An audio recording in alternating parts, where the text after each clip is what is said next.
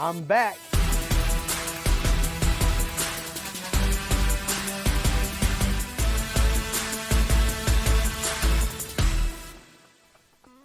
What's up, Tampa Bay? I hope everyone is staying safe, staying sane, and staying entertained and edutained. I'm Chuck Turgeon, the most hype man you will meet on the street, here to get you in the know about tonight's show. On this episode, we meet a rapper who educates and motivates students through music and edutainment. Then, Ernest Hooper tells us how the American Cancer Society is making strides against cancer during the pandemic. Then, Michael is back in the Apron's kitchen to cook up another delicious recipe. And finally, Sam the Movie Man shows us how Russell Crowe is unhinged. And now, for your host, the man, the myth, the legend, Michael Clayton!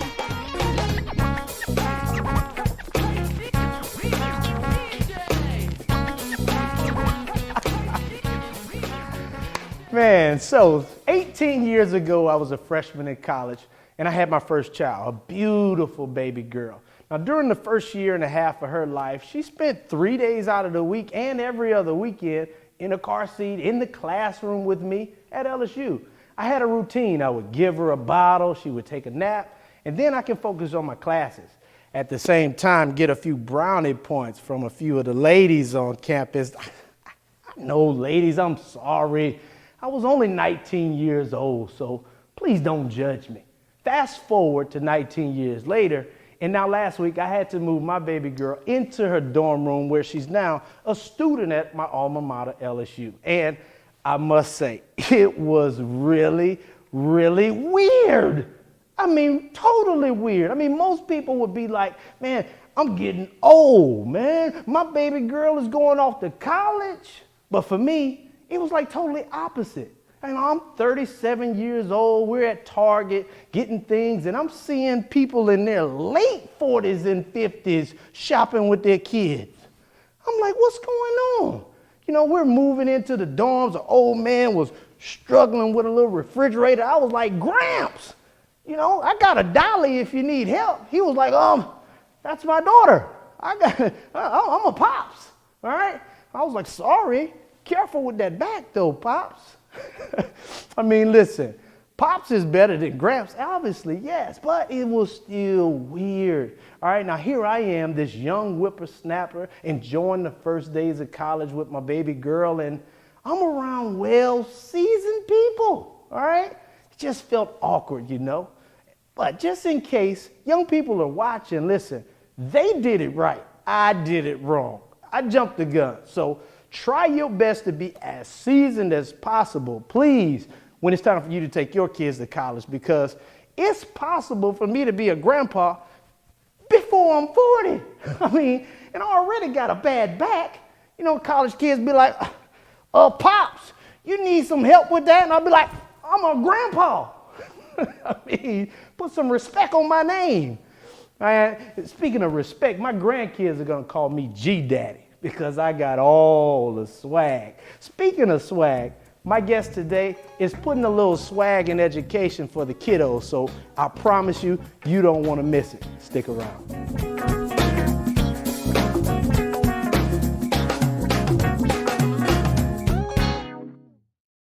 I know what you're thinking. I need a job. Well, I've been there. I've been there. But you gotta keep going. You just need the right skills. Find an apprenticeship. I found a course online. You can do this. You will find something. You will find something new. My first guest today has been a community leader in the Tampa Bay area for more than 17 years with a mission to inspire, motivate, and educate the next generation. But why he's successful may be the approach he uses to get his message across to the kids. Check it out. Sign in, be present, you got this, finish strong, finish strong. Sitting at home on the computer, putting in work to better your future. With motivation, you can do it by coming together, we can get through it. I know it's a lot of you feeling frustrated, do the assignments cause you getting graded. Teachers and parents becoming a team, helping our kids by reaching their dreams. Today we're joined by the one and only Corey Thornton. Thank you so much for joining us today. Corey, your nonprofit is KHAC Edutainment. Yes, sir. Edutainment, a play on words which inspires kids through music. Why did you choose to use this platform to educate our children today? First of all, thank you for having me on your show. I appreciate it. But when I was in elementary school, I had a hard time trying to make that adjustment to do my schoolwork. So I went to middle school and I got connected with my musical theater teacher named Mr. Payne. And he used musical theater to make that connection with me in school. So he said, in order for you to showcase your talent for the whole school and your parents, you have to bring your grades up. Light bulb went off in my head. I started making honor roll, principals list with great supporting teachers around me. And I went on to Gibbs High School and took up musical theater, technical theater as well. And I used that to help me in my field, what I'm doing today, to go out and inspire, motivate, and educate our next generation through music and real life conversations. Yes. So it's been a blessing. I've been doing it for 15 years. 4,000 schools, traveled throughout the state of Florida, outside the state as well, partner with multiple community outreaches with our nonprofit organization. I'm the go-to guy for good, clean, fun entertainment, yes. Strive for quality and excellence, treat others how I want to be treated, and by doing that stuff in the schools for the students, paved the way for me to be a city commissioner for North Redington Beach. There's a mission and a purpose in everything you do. Talk a little bit about the topics that you bring to these kids, because through the arts and through music, there's a plethora of topics that you can talk about. But what do you do specifically to motivate them? I take the same sound that students listen to on the radio and put a positive message with it. So if we're struggling with bullying in school, for instance, that's a big epidemic crisis all throughout the United States and everywhere. So I took a same sound like called Don't Bully Me. I took the same sound of what we listen to on the radio and put some positive lyrics to it. I created the tracks with my cousin Iris with some incredible tracks. We put it together, put a message in the music, performed the show for students at school. They're totally engaged, get them involved to come on stage and dance and rap and all the songs and all the videos. And they take that back to class and they keep singing the songs. They run home and tell their parents about what I do. And they're actually learning. They're learning and the message is sticking. And it's great to give kids a platform because topics like bullying are tough to talk about. Yes. But when you have something that enlightens kids and it brings their positive energy and it is used as a collective effort, when all of the kids can join together, yes. It really pushes that whoever's that bully, it puts the spotlight on them. And it's a tool that's very, very effective. Now, you mentioned bullying. I came across a list of your songs. You had a song called Catch Me Out and Catch Me in the Library, How about that? Which is a coined term, Catch Me Outside, where a lot of kids want to fight. We see videos and all of this, but you made a song called Catch Me in the Library. Yes. How was your response for that song? That was amazing. I took that negative and flipped it into a positive. Instead of going outside to want to fight somebody. Catch me in the library, how about that? Let's go read these books so we can educate ourselves and become productive citizens. And can I do a little freestyle? Yeah, we're going to, before we have a little fun on the show, how can people get in contact with you if they want you to come through and support their school? They could go to CoreyThornton.com. All the information is on CoreyThornton.com. I have music available with all of the subjects students are struggling with in school. You can just go to the website. You can partner with us. It's all on CoreyThornton.com. All right. Well, don't threaten me with a good time because I'm always down to give a little entertainment. You know what I mean? Bring me into the rap world. Give me some of your music. Let me join you so that we can entertain right here on Michael Clayton Live, baby. All right. Let's do that. What's up, this your boy coming at you with another one. These days we pick up an iPad and read. We're going to pick up a tablet and read it. If you want to be smart, pick up a book and read it. Knowledge is key. Pick up a book and read it. If you want to be smart, pick up a book and read it. Then listen to me. Pick up a book and read it. Twinkle, twinkle, little star. Read the book and take you far. Education is the key. open the book and you will see all the places you can go. The more you read, the more you grow. Turn the pages, you will see of all the things you can be. Dream big, reach for stars, flying, gaming, custom cars. Spread the word, pass it on, go online, click my on. Numerous books you can read, cost you nothing to receive. Spanish, English, you can choose. I can see the kids just jamming to this, man. And it's great that you have positive lyrics, motivating the kids to get into school and get an education, man. One of the very things that is well needed in this country. Thank you for your service to our community, No brother. problem. Appreciate you for having me. When we come back, Ernest Hooper tells Michael how the American Cancer Society is making strides during COVID.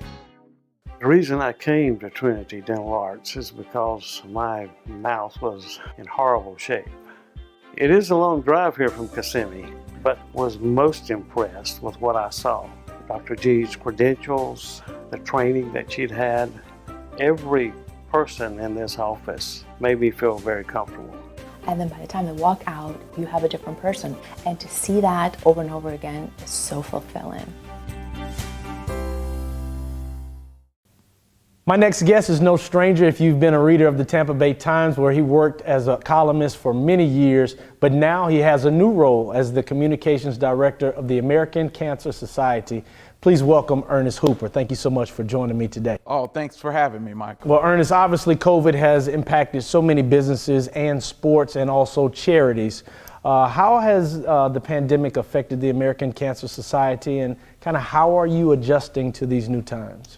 Well, we've had to make a lot of adjustments. Most of our in-person spring events, Relay for Life events, were suspended because of the pandemic. We are a nonprofit that is used to generating funds through large in-person events. So it's really challenging, but we are embracing the emerging technology and doing more things virtual and enjoying some success. And we're hoping to recover a lot of the revenue that we lost in the spring. Well, you guys have a new mantra in light of COVID, and what exactly is that new mantra? We say cancer hasn't stopped, so neither can we. And you know, sometimes we forget that even though we've been dealing with this pandemic, we still have people being diagnosed with cancer. We still have people who need the support of the services we provide. And they still need advice about what's going to be involved with their treatment. So we've committed to keep going. Well, you are looking to kind of rejuvenate the fundraising efforts in a series of events in the fall. Mm-hmm. Talk a little bit about making the strides against breast cancer. Yeah, so Making Strides Against Breast Cancer is our annual October event. We usually have 5 in the Tampa Bay area: Polk, Pasco, Pinellas, Hillsborough, and Sarasota. All of that is being merged into a national virtual event that we're going to have on October 17th. And we need people to register and still commit to what we're trying to do and get on board and be ready for that big virtual event on the 17th of October. Well, I've been involved in years past, and another guy whom I love in this community, Vincent Jackson, he's involved in a way and a part of the Real Men Wear Pink campaign. So talk a little bit about this involvement and that movement and what it's done for the American Cancer Society. Well, Real Men is a way that men, you know, most of our donors and volunteers for Making Strides Against Breast Cancer are women. Real Men Wear Pink is a way for men to get involved. We ask each candidate to raise at least $2,500, and we're hoping to have close to 50 men participating this fall, including Vincent Jackson. He's back for another year. He was involved last year, and we're excited to have him on board along with some other key people like our chairman, Anthony Brooks. Ernest, being involved in charities myself, I know that, you know, these times calls for drastic measures and new things and a new way of doing things. Talk a little bit about how Relay for Life are making changes to still promote, to still get out in the community and make a difference. So yeah, as I mentioned before, most of our Relay for Life events in the spring were suspended, but on September 20th, we're having an event called Neighbors Unite, and that'll allow our neighbors to create luminarias, which are decorated bags that honor people who are on a cancer journey or those who had their cancer journey come to an end. You put a little light in the back and you can line your neighborhood street. And we feel like that'll be able to be held at a safe distance, a social distance. People can drive through and see the bags. And so we're really looking forward to having those all across Tampa Bay. Do you see that these times, and we all know that they're bad times, but making it easier, things on virtual, things being done online, it makes it easier for people to get involved. Are there positives that you see from your perspective of bringing more recognition and awareness and advocacy to these issues? Yeah, I think there is an ease to it, and it's allowing us to stay connected to our volunteers and donors. And we've had some great virtual coffee chats, virtual happy hours, where some of our cancer patients have stepped forward to say that it's really meaningful to be able to get together, even in a virtual chat. And we had Dick Vitale come in and give a pep talk to the patients and to the volunteers. And so it's meant a lot to them. Well, my mother-in-law has cancer, and it's a process where it doesn't just affect the person that's involved with cancer, it impacts the whole family. So Ernest, from the bottom of my heart, thank you for what you're doing in the strides to cure cancer and bringing the world together, man, to be a part of something that is so needed in our society. Thank you so much for your efforts. I appreciate that, Michael. Thank you. Don't go away, because Michael's whipping up some cowboy bites back in the Publix cooking school. I earn your trust, I earn your business. Call Ierna's Heating, Cooling, and Plumbing. Ierna's and Bryant are doing whatever it takes to keep you and your wallet comfortable. CAC 1813676. IEarnaAir.com.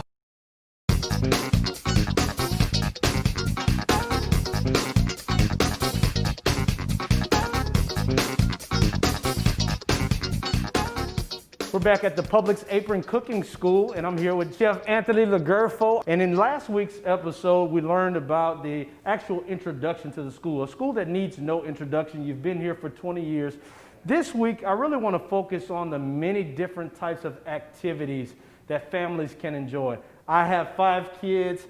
We love to cook as a family. And I'm really interested, are there activities that go on here at the Publix Cooking School, Aprons Cooking School, that families can enjoy together? Oh yeah, we pretty much cover everything. First off, our menus span the entire globe, okay?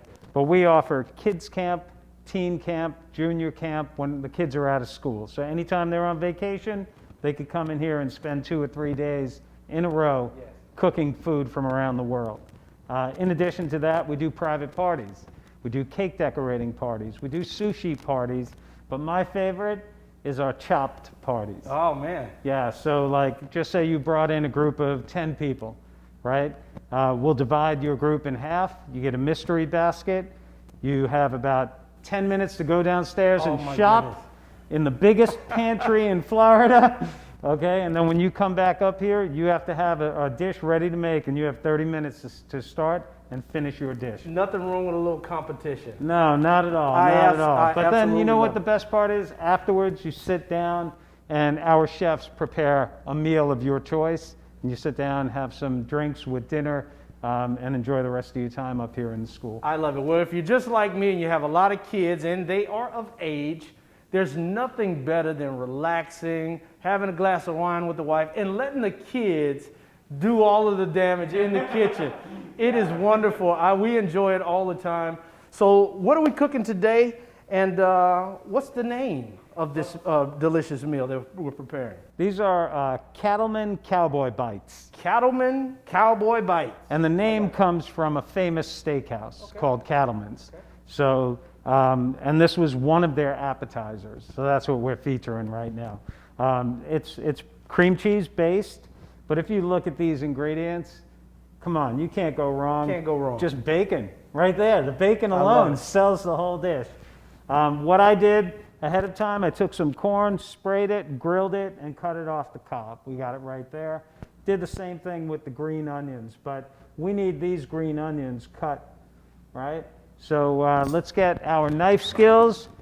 You're just doing some basic slicing over here, but you're doing it so well. And you know we're short-handed up here, so I appreciate the compliment, baby. All right. So we're going to chop that up, and it's going to go right into this bowl with the cream cheese.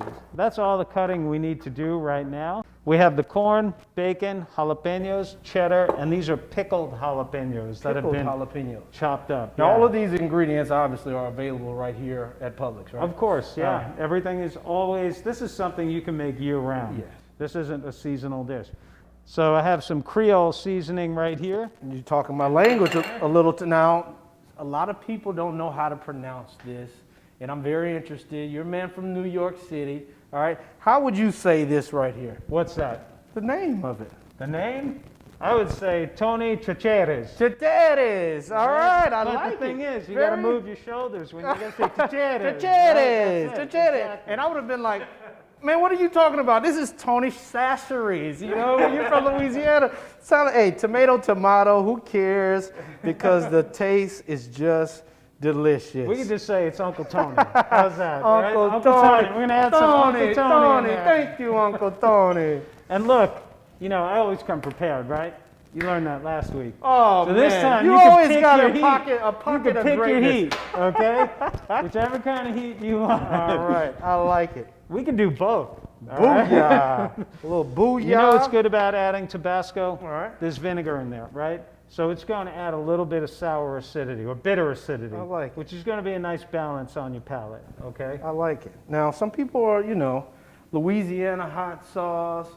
Your choice. You know, is this your favorite right here?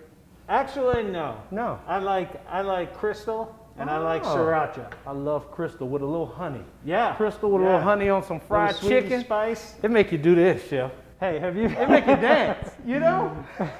That's when you know you got something special, when you dance with every bite. That's right. That's the goal here today, baby. I like it. So use the back of the spatula and All right, just smear it all together. show me. Make sure when you're doing a recipe like this, your cream cheese is room temperature. Okay. Because then you're to not work going to with. like this recipe if you, because you won't be able to mix it. All right. Right? So that gets all mixed together, and then we're going to bread it. No. It's not mixed together. It's Emulsified. It's emulsified. Yes.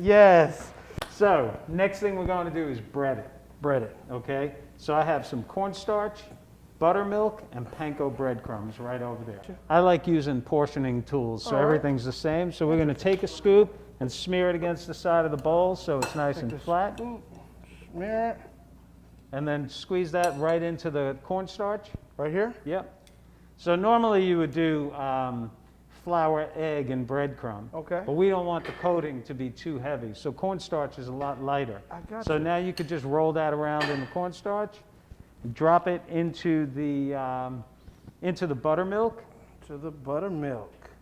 and then we're going to roll that around in there. If you want, you could use There a you spoon. All right. And then it goes right into the breadcrumbs Right until into it's the nice and breadcrumb. coated. Okay? I guess, and this is okay to double dip when you're cooking, you know what I mean? Well, you know what? You should have a wet hand and a dry hand. A Oh, wet you mean hand? to eat To as you eat, go, yeah. right? Yeah. That's pretty much it as far as the preparation goes. And now we deep fry them. The safest way to do it would be to sit them on a spoon, lower the spoon below the oil surface, and just let them swim. Now, how long are we going to dip this in here? You're looking at just let them roll off the spoon. We're looking for a golden brown color. right. We want them to look good, crispy. The inside is already soft, right? So we just want to crisp up that outside and make the inside start to melt. Watch my dipping skills, chef. There we go. All right. There you go. So you said you got to dance in the kitchen, You gotta right? dance. All right? No. When you're cooking, it's all you gotta dance when you're cooking. It's when you're eating, when the food makes you dance. You know it's good, baby. You know it's good. I gotta eat. This is finger food here. This is finger food. You get that sweet corn, that smoky bacon texture. There's the dance. There's the dance. Brought rock, to you baby. by Michael Clayton. Ooh, rock. Everybody, we all got to dance now. After the break, Sam the Movie Man finds out how Russell Crowe gets unhinged. Check us out on Facebook, Instagram, and to see expanded interviews, subscribe to our YouTube channel at Michael Clayton Live. This year, the Alzheimer's Association Walk to End Alzheimer's is everywhere. On every sidewalk, track, and trail across this country. All of us are raising funds for one goal: a world without Alzheimer's and all other dementia. Because this disease isn't waiting, neither are you. Take the first step on your walk right now. Go to alz.org/walk.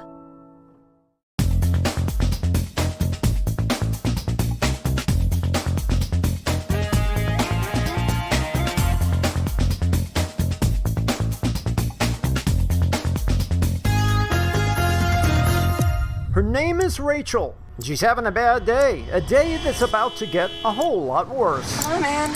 She's late. Go! And after getting heavy on the horn, comes face to face with the man.